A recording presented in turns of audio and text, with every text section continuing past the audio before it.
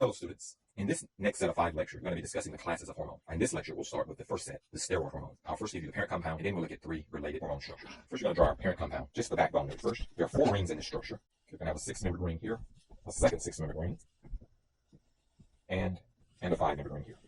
Here are our rings in this parent structure. Now we're going to identify the functional. So this first one's going to have something like a Y, a V, and a Y. So I'm going to make a Y here, a V, and then another Y.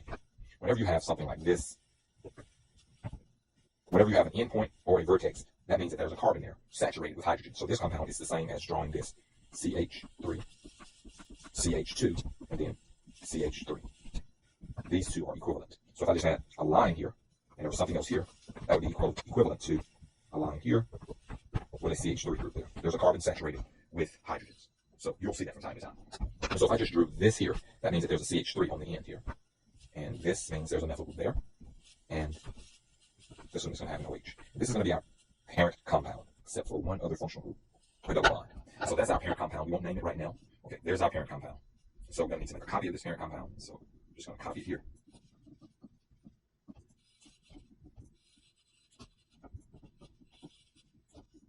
Let's look at our next compound here. There are going to be a few changes. We're going to get rid of this. We're going to get rid of the YVY. I'm going to change the YVY to get rid of that. We're going to get rid of this. We're just going to get rid of everything. We're going to get rid of the OH. So we keep 2 things, as you can see. We're going to add some things now. We're going to add the hydroxyl group here. We're going to put a carbonyl carbon here. And we're going to move our double bond here. And that's our second compound, and we'll name it later. Let's go to our third compound.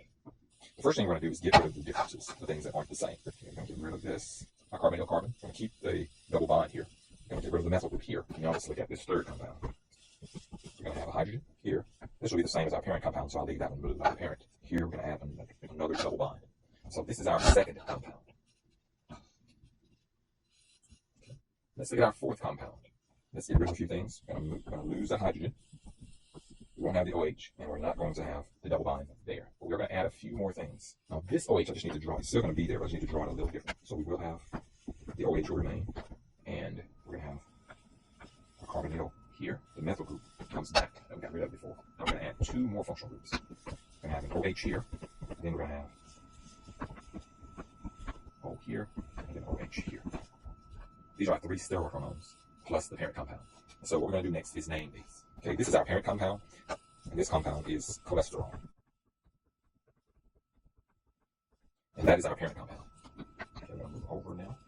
So our first hormone, this first hormone, as you can see, is very similar to cholesterol. We have a change here. We have this OH group here.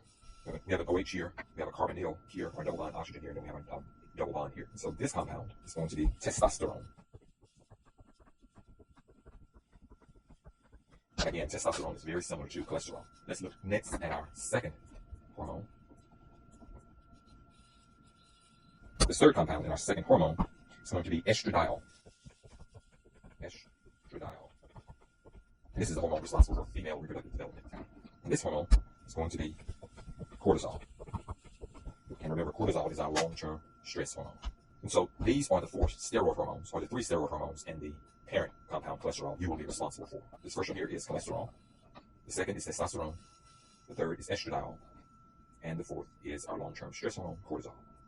And these are all of the steroid hormones for which you're responsible. And that concludes this lecture. Hope that you learned a lot.